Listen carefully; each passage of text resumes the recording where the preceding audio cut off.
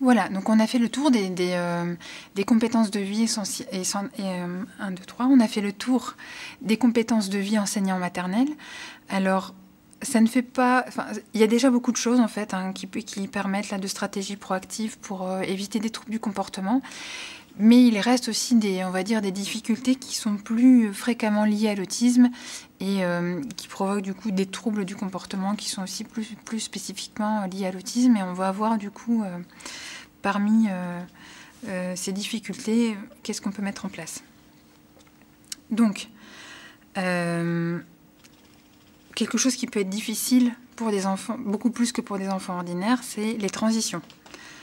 Accepter le non, même si on l'a déjà un peu vu, abandonner un renforçateur, le fait voilà, qu'il peut avoir des stéréotypies, des autostimulations importantes qui empêchent l'enfant de s'engager dans les apprentissages comme il le faudrait, des problèmes d'échappement, même si on a déjà vu beaucoup de choses liées au suivi de consignes, et puis l'hypersensibilité à certains paramètres de l'environnement. Donc, c'est de plus en plus connu que les personnes porteuses d'autisme peuvent avoir des déficits sensoriels associés. Et donc, c'est important de pouvoir en avoir une connaissance de ces déficits sensoriels ou de ces particularités sensorielles. Et du coup, de pouvoir soit faire en sorte qu'il y ait une habituation parce qu'il y a des situations que la personne ne pourra pas éviter dans sa vie, ou soit faire en sorte d'éviter ces situations tout simplement. Donc là, voilà, si on reprend, voilà, ces difficultés liées à l'autisme dont on va voir les stratégies juste après, plus les compétences de vie en maternelle, on voit qu'on a couvert en fait ce qui est attendu des compétences de vie essentielles pour un adulte, c'est-à-dire faire des demandes, on l'a vu comment l'enseigner, attendre, on l'a vu aussi, accepter le retrait d'activité, on l'a vu, faire des transitions, on va le voir, partager, on l'a vu, attendre son tour également, faire 10 tâches brèves consécutives acquises. Donc ça, on ne l'a pas spécialement vu, mais c'est vraiment là, c'est vraiment pour le coup de l'enseignement, de pouvoir faire des tâches et de les enchaîner. Ce n'est pas vraiment une stratégie de gestion de problèmes de comportement. Accepter le non, donc on va le voir, on l'a déjà vu en partie. Suivre des consignes liées, enfin voilà, tout ce qui est suivi de consignes liées à la santé et la sécurité. On a vu tout ce qui concernait le suivi de consignes. Donc, entre ce qu'on va voir et ce qu'on a vu, on aura aussi passé en revue ces 8 compétences essentielles à une vie adulte. Donc, à ces compétences qu'on a vues dans les compétences de vie, plus celles qu'on va aborder, s'ajoutent également des troubles fréquents qui sont associés à l'autisme, enfin, voilà, chez les enfants qui en sont porteurs, notamment des troubles du sommeil. Et donc, il existe aussi des stratégies pour, selon qu'il y ait des difficultés à l'endormissement, des réveils nocturnes, des réveils très tôt. Enfin, selon ces différentes problématiques, il existe aussi des stratégies pour pallier aux troubles du sommeil. Mais bon, je ne vais pas avoir le temps là, ça demande un atelier en soi. Je ne vais pas rentrer dans toutes ces stratégies de gestion du sommeil.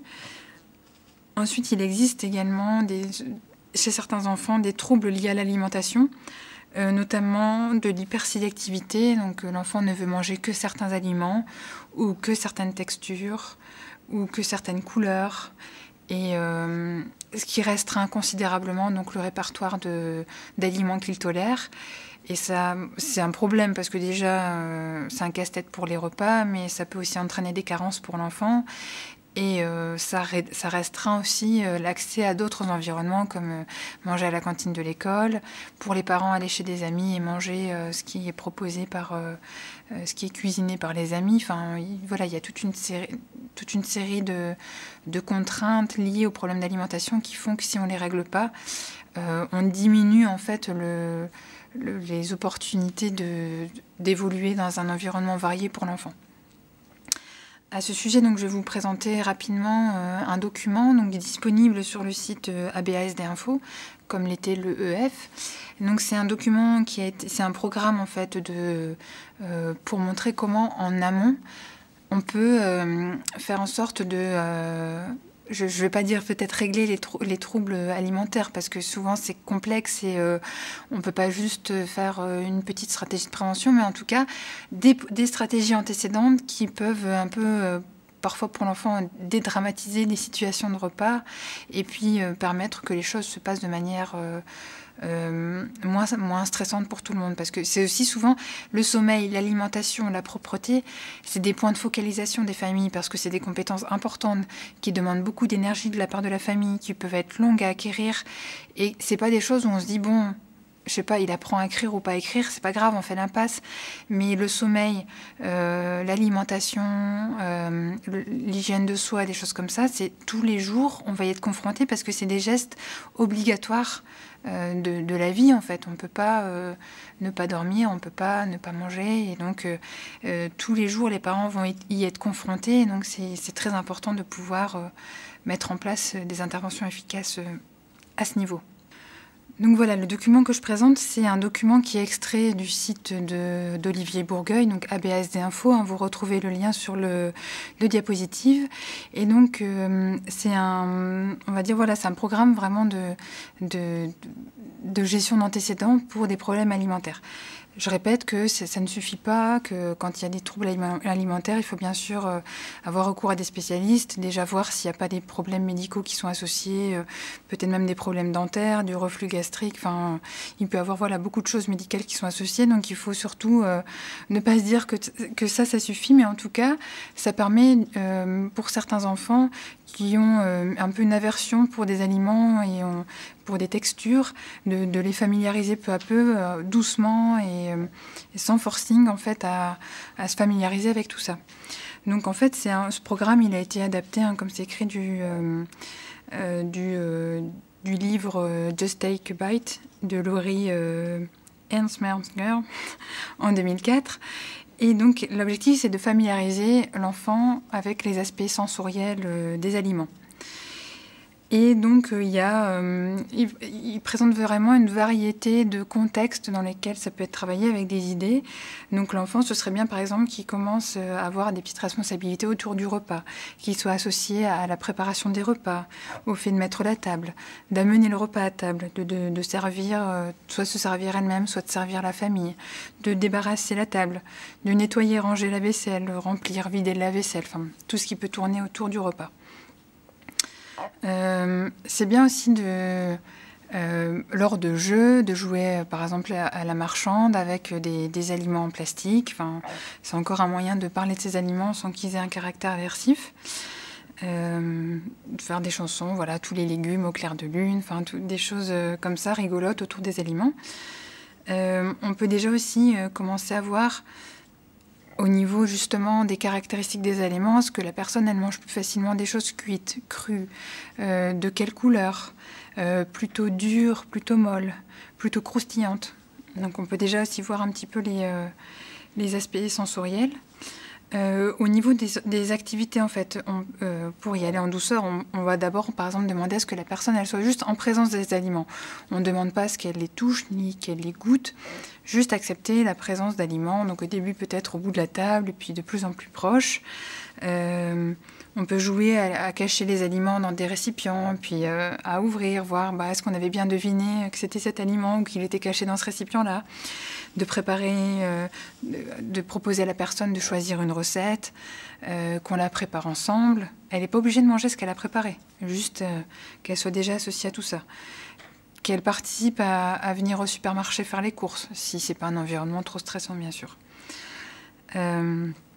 Au supermarché, ce qui est bien, c'est que du coup, ce soit des situations où l'enfant il peut choisir. Il va aller choisir son paquet de gâteaux préférés ou il va suivre une petite liste de courses. Enfin, il peut avoir une petite responsabilité autour de ça. Et puis, après, on va passer à une deuxième étape, quand on est resté un petit peu à distance, comme ça, des aliments, qui va être de toucher l'aliment. Alors, on est vraiment dans une procédure de pairing, donc on ne va pas forcer la personne à toucher les aliments. Donc on va essayer, au début, on va lui dire ok, tu peux toucher avec une spatule qui a un long manche, on peut toucher comme ça l'aliment au loin, puis après avec une cuillère qui a un plus petit manche, et peu à peu toucher pour de vrai. c'est toujours la même logique, hein, essayer de penser la chose de manière suffisamment graduelle pour que l'enfant il n'y voit pas une grande étape et que ça ne l'effraie pas et que ça ne crée pas un recul de sa part. Et si on y va suffisamment progressivement, si on réfléchit suffisamment à découper la progression du point A au point B, normalement on peut arriver à ce que les choses se passent en douceur. Puis après voilà, on va essayer de ce que la personne le touche avec les doigts. Après, on peut faire aussi un travail au niveau des odeurs, demander à ce que la personne elle sente les aliments pendant la préparation des repas, au début pas forcément ce qu'elle mange, puis après peut-être pendant les repas. Des aliments habituels, puis des aliments moins habituels, etc. Donc voilà, c'était un petit programme qui décrit pas mal de choses qui peuvent être faites en antécédent, en fait, autour des aspects sensoriels des aliments qui peuvent parfois être problématiques. Donc parmi ces problématiques fréquemment associées à l'autisme, donc on a vu voilà, les troubles du sommeil, les troubles de l'alimentation, il y a aussi des troubles obsessionnels compulsifs, il y en a d'autres. On n'aura pas le temps de les passer en revue en détail, mais il existe à chaque fois des stratégies comportementales hein, pour pouvoir améliorer, voire régler les problèmes. Et j'insiste sur l'importance du bilan médical en ce qui concerne le sommeil et l'alimentation. On ne peut pas mettre en place des stratégies sans savoir qu'il y a un trouble médical derrière et que parfois voilà, une équipe pluridisciplinaire, ça peut être utile pour ce genre de problématiques. Alors, bon, parmi quand même les choses qu'on va donc aborder plus en détail, il y a les transitions. Transitionner d'un lieu à un autre, d'une activité à un autre, ça peut fréquemment poser problème chez nos enfants porteurs d'autisme. Et pour éviter ces problèmes, donc on a plusieurs stratégies, donc forcément les rendre prévisibles. Donc pour des enfants, je pense par exemple en maternelle ou en bas âge ou même moins en bas âge, le rangement, enfin si on structure bien les activités, qu'à chaque fois une activité, voilà, on la déballe, on la range ensemble, l'enfant il va comprendre que le rangement d'une activité va amener à une transition vers une autre activité. Et peu à peu, ça va être des indices prévisibles de l'environnement pour transitionner d'une activité à une autre. Connaître aussi le but en fait d'une transition, parce que si on demande à un enfant d'aller là, mais qu'on lui dit pas pourquoi ni ce qu'on va faire, nous aussi on n'est pas des pantins, on va pas nous dire voilà, mais pourquoi, on nous donne pas d'explication. Donc forcément c'est agréable pour personne, et donc pour rendre ça par exemple, pour matérialiser le but, pour un enfant qui n'a pas beaucoup de langage, qui ne peut pas bien comprendre ce qu'on attend de lui, on peut lui donner un objet qui va signifier l'activité suivante pour qu'il apprenne à transitionner de manière la plus autonome possible et aussi en comprenant le but. Donc on va au repas, on va peut-être lui donner sa serviette de table. On va sortir, on va peut-être lui donner la clé de la voiture, voilà, c'est peut-être pas une bonne idée, mais on va donner un indice en tout cas qui va permettre à l'enfant de comprendre vers quoi on va, et donc qui va en amont faciliter la transition. Ça peut être aussi, si c'est pas forcément d'un lieu à un autre, mais d'une activité à une autre, on range la première activité, on sort la deuxième activité. Ça peut être par exemple, des échasses. Les échasses, habituellement, on les pratique en salle de motricité. Donc ça va être un indice plus facile pour l'amener vers la salle de motricité, parce que justement, on a déjà des environnements bien définis, avec des choses des environnements qui amènent à faire certaines choses et pas d'autres. Et donc, on va pouvoir comme ça donner un caractère un peu prévisible à un déplacement. Et l'enfant, il suit parce qu'il suit le matériel, finalement. Quand on a une transition vers une activité moins préférée, ça peut quand même poser problème, même si l'enfant il est au courant, oui, il est au courant, mais c'est quelque chose dans lequel il n'a pas envie de s'engager, il était bien dans l'activité dans laquelle il était, il n'a pas envie de faire une activité moins agréable à ses yeux. Et donc, du coup, ce qu'on peut faire, c'est on est en train de faire l'activité que l'enfant préfère, on va essayer de la rendre de moins en moins intéressante. Donc on était dans un mode où on était en interaction, très expressif, à délivrer beaucoup de renforcement. Et on va arrêter de délivrer du renforcement, on va devenir monotone, on va devenir chiant, quoi. On va peu à peu ranger peut-être des parties de l'activité. Donc un puzzle, on va peut-être commencer à ranger les pièces qui restent. Monsieur Patate, on va juste lui laisser un nez avec lequel jouer. Et puis au bout d'un moment, l'activité, on espère qu'elle sera de moins en moins intéressante et qu'il aura de lui-même envie de l'abandonner. Donc ça, c'est une stratégie pour permettre de transitionner plus facilement d'une activité à une autre. Et puis parallèlement, on va commencer à proposer ce qu'on appelle des renforçateurs compétitifs. Donc on va ramener d'autres jouets plus attrayants et quand il s'y intéresse, on va évincer discrètement l'activité sur laquelle il était attaché. On peut comme ça, soit à travers une transition, soit à travers plusieurs, l'amener vers une autre activité, un autre environnement. Alors si la transition vers une activité moins préférée elle pose quand même difficulté, c'est vraiment une compétence difficile pour l'enfant. On peut mettre en place un programme spécifique pour travailler la transition. Donc ce qu'on va faire, c'est que donc l'enfant, disons qu'il s'occupe avec la tablette et qu'il est très intéressé, il est absorbé par ce qu'il y fait. Et nous, on veut l'amener à transitionner vers une autre activité, un autre environnement. Et donc c'est très dur pour le moment. Ce qu'on peut faire, c'est qu'on va programmer en fait une transition de la moins coûteuse à la plus coûteuse. C'est-à-dire, dans un premier temps, l'enfant il est assis avec sa tablette, on va mettre une autre chaise à côté de lui, on va juste lui dire bah, tiens, assieds-toi là. Et l'enfant il peut continuer à être avec sa tablette et juste il va s'asseoir sur sa chaise, on va attendre 2 secondes, il peut revenir à son activité. Donc pour l'instant, on n'a pas exigé qu'il lâche son activité, on a juste exigé on va dire un effort physique de bouger de chaise. Une fois qu'il accepte ça, on va peut-être mettre la chaise un peu plus loin. Donc là, il devra abandonner son iPad pendant 1 seconde. Il aura encore un visuel sur son iPad et il pourra revenir directement après. En fonction des succès, on va augmenter l'exigence. Après, il devra attendre sur une chaise, un coussin, enfin, ou je ne sais quoi, un lieu qui est clairement défini, à 5 mètres, puis dans une autre pièce, puis carrément monter les escaliers dans une autre pièce, et après, il peut revenir. Et parfois, avec certains enfants, on est obligé un petit peu de travailler la transition de manière structurée comme ça, parce que on n'arrive pas à les faire bouger d'un endroit. C'est possible de juste transitionner d'activité, mais vraiment passer d'une pièce à une autre, ça peut être compliqué. Ça peut être une stratégie qui fonctionne. Donc, un peu comme pour l'attente, on va rarement exiger que l'enfant, pareil, attende dans un autre environnement plus de 30 secondes avant de revenir, parce qu'au bout d'un moment, ça n'a pas de sens de rester sans occupation dans un lieu qui n'a pas de sens avant de revenir à son activité. Donc, on va démarrer d'une exigence de bouger juste un petit peu à je vais dans une autre pièce plus loin, j'attends 30 secondes avant de revenir à mon activité. Tout ça de manière très progressive. Ensuite, au niveau de accepter le non. Donc on a déjà vu le programme de dire non, c'est pas possible, l'enfant il dit ok. Et puis on renforce, on lui redonne accès à des activités.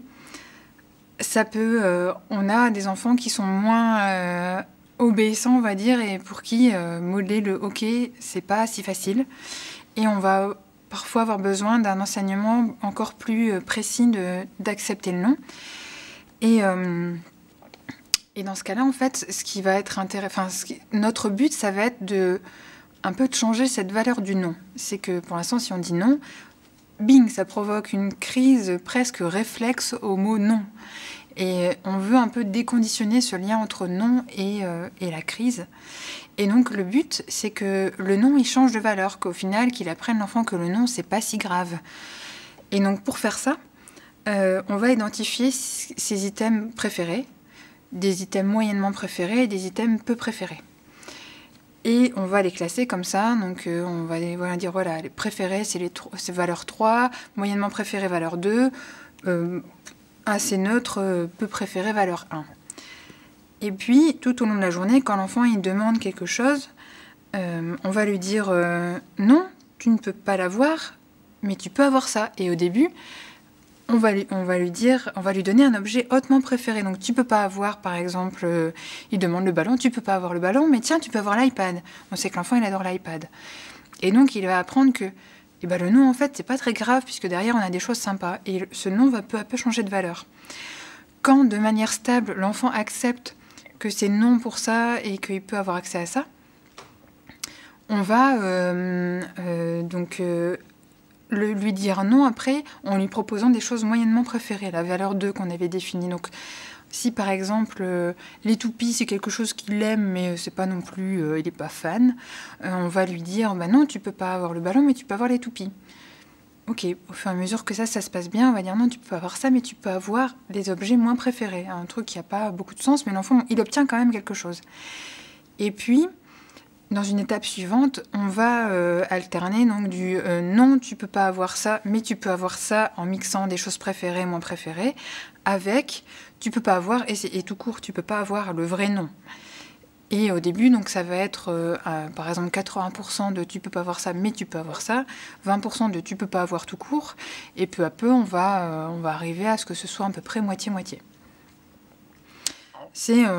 Je veux dire, classiquement, avec des enfants en bas âge, c'est le type de redirection qu'on peut refaire. Hein. Non, mais regarde, tu peux jouer avec ça.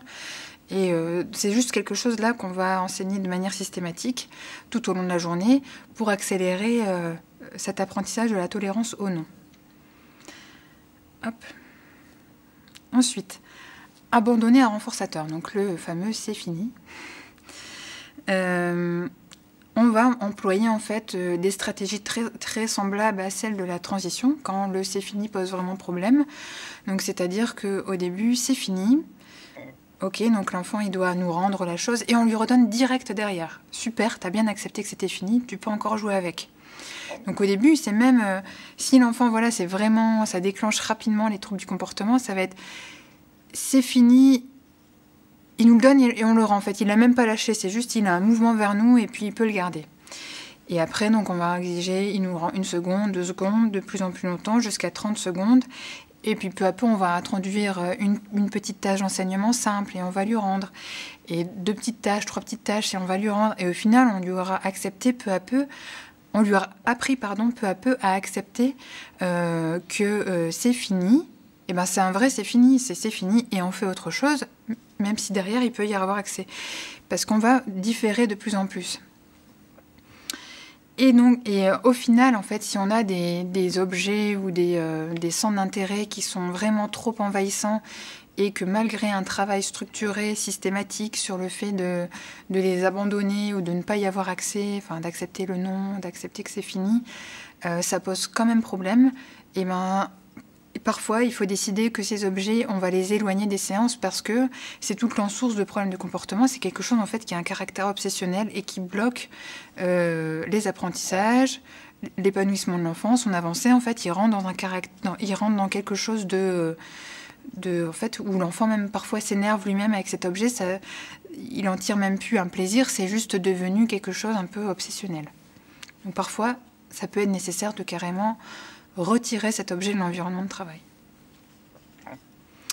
Ensuite, au niveau des autostimulations et des stéréotypies, donc, comme on l'avait dit en début de présentation, on va s'en occuper donc seulement si ça interfère avec l'apprentissage et que ça a un caractère trop envahissant, ou alors aussi quand on va travailler des programmes d'interaction sociale, certaines stéréotypies peuvent avoir un caractère un peu repoussant pour d'autres enfants, et donc ça peut être nécessaire de travailler dessus si c'est un obstacle à la socialisation. Bref, dans tous les cas, on travaille dessus si c'est un obstacle aux apprentissages de quelque sorte que ce soit. Alors, les stratégies classiques, ça va être si par exemple, voilà, l'enfant, il a des stéréotypies avec des objets, voilà, de les taper un peu tout le temps, n'importe où, ou de les mettre en bouche. On va essayer de modeler tout simplement une utilisation correcte de l'objet et de renforcer massivement l'utilisation correcte de l'objet. Donc, l'enfant, il a un objet, il veut mettre en bouche. Là, non, c'est une toupie par exemple, on va lui apprendre à jouer à la toupie et on va renforcer amplement avec des choses qu'il aime, alimentaires, chatouilles, enfin n'importe quoi qu'on aura identifié comme étant vraiment renforçant. Et la chose, on va dire, assez importante, c'est qu'il faut que l'enfant reçoive du renforcement pour ce comportement alternatif de jouer correctement avec l'objet à la même fréquence que le comportement de stéréotypie. Donc quand le comportement de stéréotypie est assez envahissant, c'est vraiment un travail en soi de pouvoir modeler l'utilisation correcte des objets. et qui peut prendre un grand temps du temps de travail. Mais dans tous les cas, si l'enfant est envahi par ça, on ne peut pas travailler correctement. Donc, c'est pas du tout un temps perdu et c'est un temps nécessaire à pouvoir faire évoluer l'enseignement. Au niveau des autres stratégies, on peut aussi essayer d'identifier quelle est la sensation en jeu et qu'est-ce que je peux proposer qui est acceptable, où l'enfant va retrouver à peu près la même sensation. Donc moi, par exemple, j'avais travaillé avec un enfant qui avait un petit peu pour obsession d'aller tirer les chasses d'eau pour voir cette eau faire se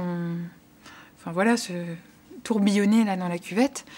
Et voilà, il voulait voir de l'eau tourbillonner. Donc on lui avait acheté des roues à eau, on en avait mis plusieurs dans la maison, en accès libre. Et donc quand il voulait se diriger vers les toilettes pour aller tirer les chasses d'eau, on le redirigeait vers les roues à eau.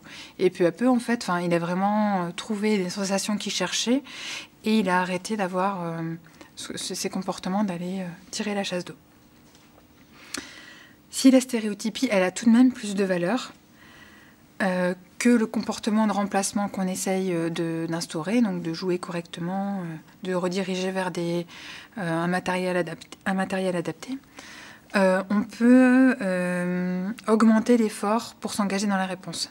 Par exemple, un enfant qui tourne incessamment comme ça tous les objets, on peut lui mettre à disposition seulement des objets qui tournent mal, qui sont mal équilibrés, et du coup, il n'arrive pas vraiment à obtenir ce qu'il en cherche et il va moins s'engager en fait dans ses comportements parce qu'il n'y trouve pas, avec le matériel à sa disposition, parce qu'il n'y trouve pas la sensation qu'il cherche.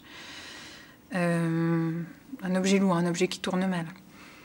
On peut aussi accélérer la satiété, donc ça aussi c'est une stratégie qu'on avait dû utiliser avec un enfant parce qu'en fait il jetait énormément de choses.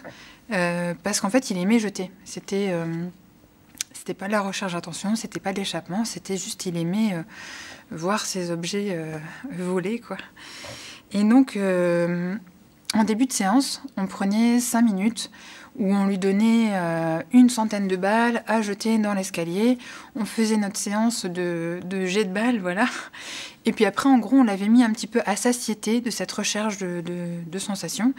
Et il était plus disponible pour rentrer dans des apprentissages. Et donc parfois, ça peut être utile de cadrer, permettre amplement d'accéder à cette activité stéréotypée pour qu'il y ait un peu l'enfant, c'est bon, il a son taux de renforcement et il est disponible pour d'autres enseignements. On peut aussi forcément utiliser le renforcement non contingent, comme on l'a déjà vu, donc mettre à disposition, c'était un peu le principe quand on a utilisé les roues à eau, en fait ces roues à eau étaient à disposition dans la maison. Et en dernier recours, si rien ne concurrence les stéréotypies et qu'elles sont vraiment envahissantes dans les séances d'apprentissage et que malgré tout ce qu'on a essayé, on n'arrive pas à vraiment avoir une diminution significative pour avoir une disponibilité de l'enfant, on peut se dire qu'on utilise, en dernier recours, je dis bien, ces stéréotypies comme renforçateurs. C'est-à-dire, l'enfant, il doit suivre une consigne, faire un exercice ou autre chose, et puis, en récompense, on le laisse s'engager dans ces stéréotypies. Voilà. Donc, à certains enfants qui ont vraiment, je pense à tapoter des objets, parce que pour certains, c'est très envahissant. Ça va être juste, il arrête pendant un moment, il se rend disponible pour répondre à des consignes, et on le laisse à nouveau tapoter ces objets. Je répète que éliminer toutes les stéréotypies n'est pas un but, et c'est bien développer des nouveaux comportements adaptatifs et fonctionnels qui est notre but et qui vont concurrencer ces stéréotypies. Pour concurrencer aussi donc, ces activités répétitives, il faut développer des activités autonomes. Donc on l'a déjà vu en fait à travers la procédure de pairing d'activités, comment justement on peut amener un enfant à accepter un nouveau matériel, puis à le manipuler peu à peu, puis à l'utiliser vraiment à la manière d'un jeu ordinaire. Et donc c'est des compétences à enseigner tôt. Ça doit faire partie, voilà, on commence à prendre en charge un enfant, en même temps qu'on essaye de gérer les troubles du comportement liés aux transitions, accepter le non, etc. On met en place un moyen de communication, de la demande d'aide, à l'enfant à faire des demandes sur ce qu'il veut, et assez systématiquement, on aura un programme de pairing d'activité pour développer les centres d'intérêt, des nouvelles activités. Et il faut enseigner jusqu'à un bon maintien. C'est pour ça que ça peut être long, un pairing d'activité, parce que il faut estomper peu à peu le renforcement, et il faut que dans l'environnement naturel de l'enfant, soit de manière spontanée, mais bon, ça c'est quand même pas un but qu'on pourra exiger de chaque enfant, soit sur proposition du parent ou d'un intervenant, l'enfant il s'engage dans l'activité de manière autonome. Pour développer des activités autonomes, donc il y a le pairing d'activité, et on va voir tout de suite une petite vidéo sur comment le mettre en place. Et puis, au-delà du pairing d'activité, on a aussi ce qu'on appelle le classeur d'activité. Donc là, en fait, ça va être... ça peut se présenter sous différentes formes. Donc ça peut être, par exemple, effectivement un classeur où on a une page avec un scratch sur laquelle on colle une photo, par exemple, de l'activité qui doit être réalisée. Puis, on aura un nombre variable de pages. Et sur la dernière page, il y a la photo du renforçateur que l'enfant a choisi. Donc, il doit faire la première activité, tourner la page, faire la deuxième activité. Donc, les activités peuvent être soit prêtes, soit l'enfant doit aller les chercher. Enfin, tout ça est à définir en fonction des compétences de l'enfant. Au début, on va demander qu'une activité, l'enfant va tourner et il va aller chercher, il va aller décoller sa photo de renforçateur et aller demander à l'adulte. Puis après, on va demander 2 activités, puis 3. Puis l'idéal, comme on l'a vu pour les compétences de vie adulte, c'est de pouvoir enchaîner une dizaine d'activités autonomes acquises pour pouvoir s'occuper, on va dire, une demi-heure, pouvoir permettre à l'entourage de faire autre chose et de ne pas être en surveillance constante, et puis à la personne aussi de pouvoir se centrer sur des choses. Donc je disais, ça peut être un classeur, ça peut être tout simplement aussi une bande où on décolle dès qu'on a fait. Ça peut être sans classeur, juste les activités sont prêtes d'un côté, on les fait, on les met de l'autre côté, et puis à la fin, en fait, c'est la photo du renforçateur. Il y a plein de manières de le présenter, mais le principe, c'est effectivement qu'un certain nombre d'activités puissent s'enchaîner avant l'accès à un renforçateur. Ensuite, concernant les problématiques d'échappement, on en a déjà amplement parlé avec le suivi de consignes.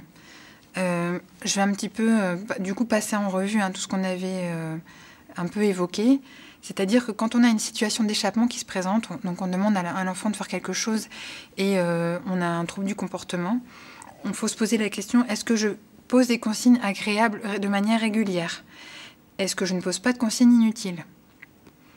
Est-ce que je vais au bout de mes consignes? La réponse doit être oui, bien sûr.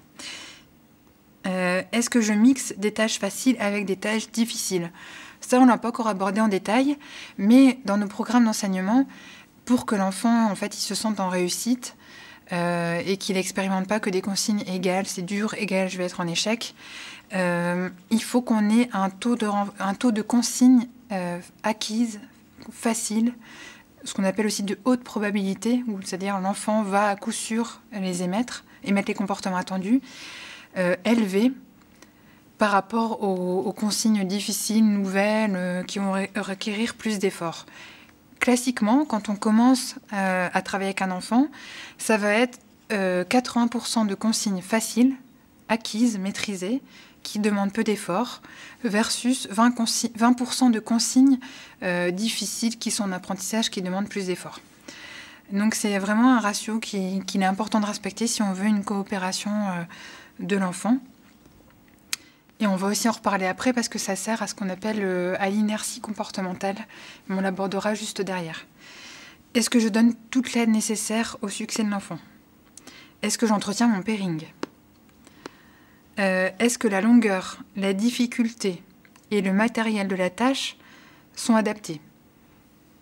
Il ne faut pas oublier, voilà, ce sont tous des paramètres qu'on peut moduler. Est-ce que mon rythme d'instruction, il est adapté? Contrairement peut-être à ce qu'on pourrait penser de manière intuitive, quand on pose des consignes à un enfant, mieux vaut les poser de manière rapide que lente, parce que du coup on va permettre à l'enfant de s'occuper autrement, de décrocher. Enfin, un rythme de consigne rapide a été prouvé comme étant plus efficace qu'un rythme de consigne lent. Est-ce que l'effort demandé, il est proportionnel au renforcement délivré? Ça va être important. Si je demande à l'enfant beaucoup d'efforts, il faut qu'il y ait beaucoup de renforcement derrière. Et de la même manière, si c'est une tâche bien acquise, je ne vais pas donner beaucoup de renforcement parce qu'il y a un moment, il faut que mes tâches acquises puissent passer en maintien, qu'on puisse alléger le renforcement. Est-ce que je propose suffisamment de choix? Est-ce que l'enfant peut prédire à peu près le temps de la tâche? C'est-à-dire que nous, au début, l'enfant, on va le mettre dans des tâches très brèves et on va augmenter peu à peu. Et puis à un moment, on va bien sentir que pour l'instant, c'est bon. Si on augmente plus, on va sans doute demander trop d'efforts et ça va engendrer des troubles. Et l'enfant, il va avoir un petit peu une routine. Il va savoir qu'à chaque fois qu'il vient travailler, c'est pas pour un temps qui est insurmontable pour lui.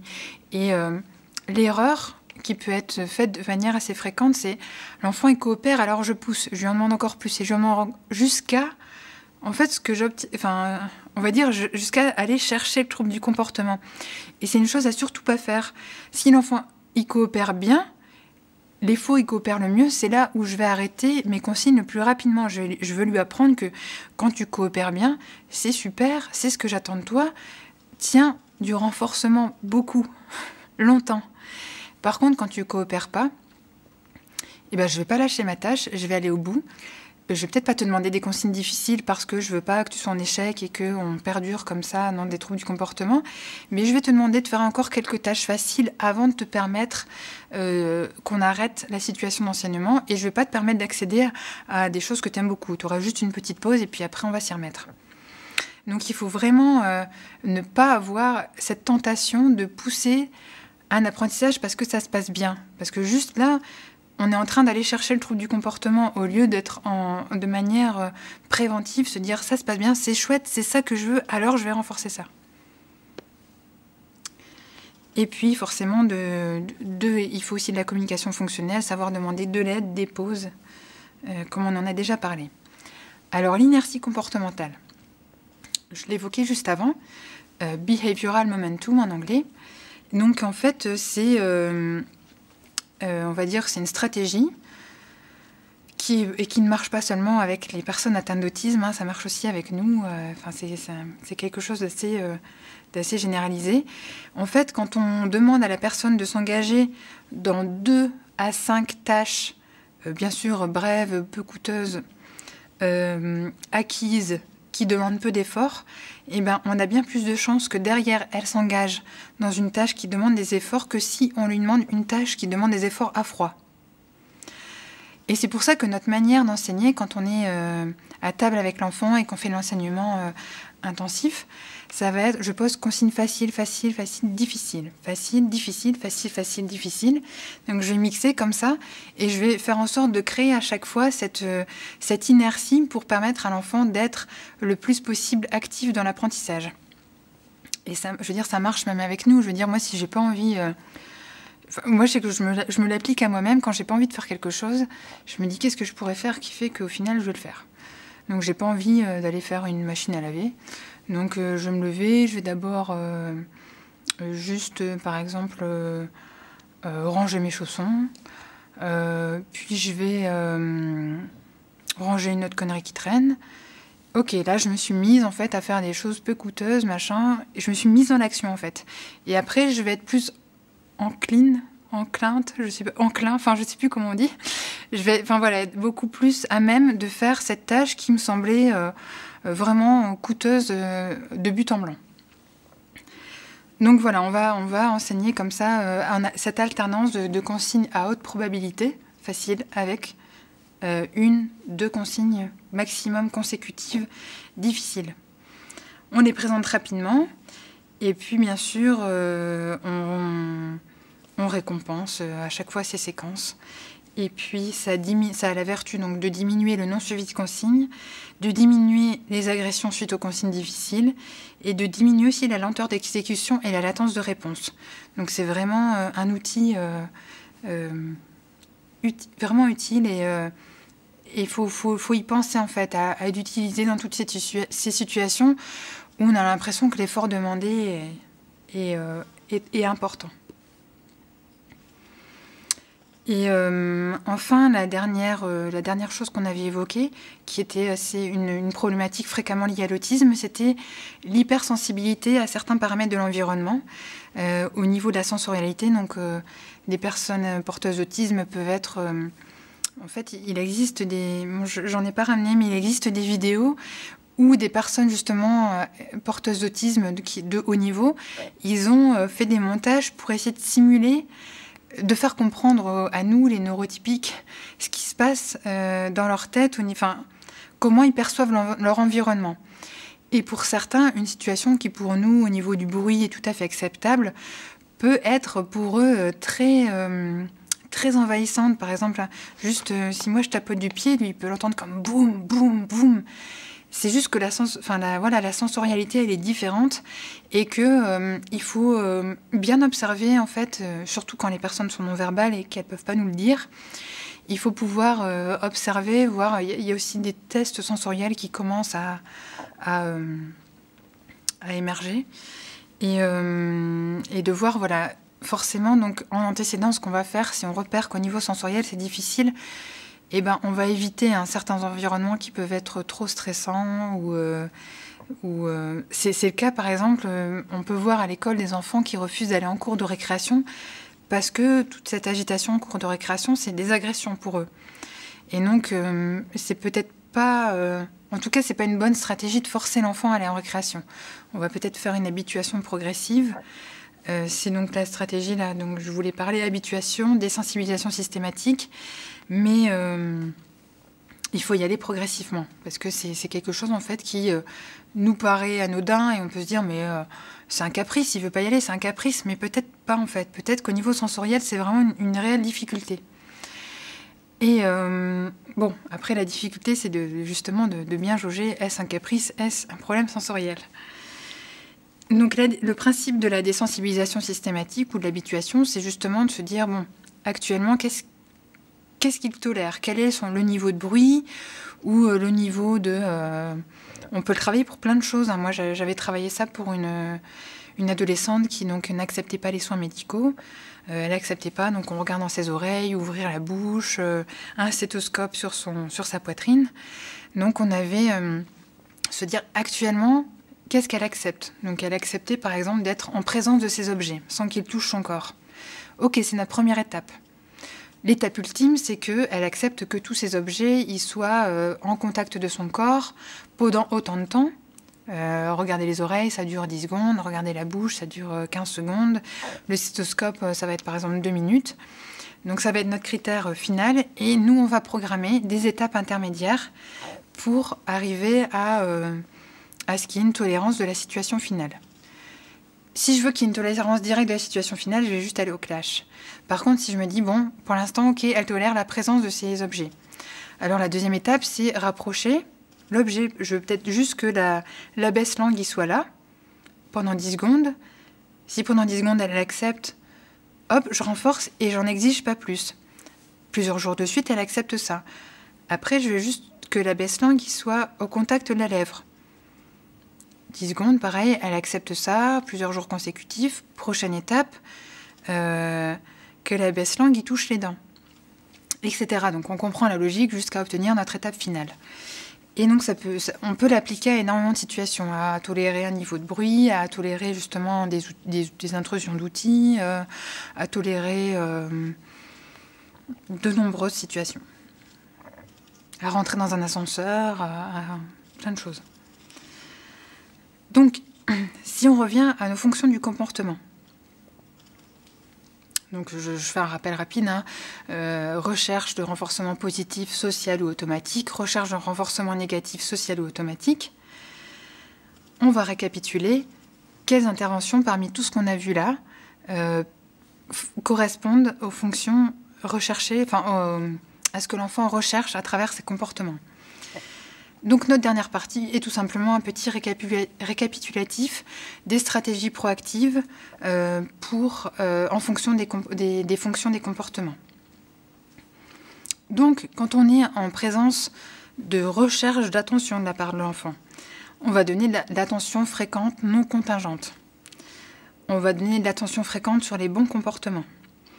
On va organiser les occupations, apporter de l'attention quand l'enfant en demande de manière appropriée.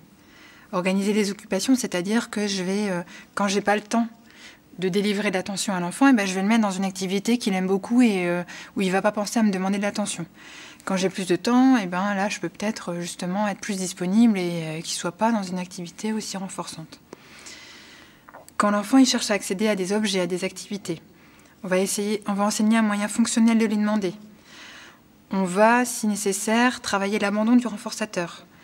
On va, si nécessaire, travailler le fait d'accepter le non. On va travailler, si nécessaire, aussi les interruptions de transition.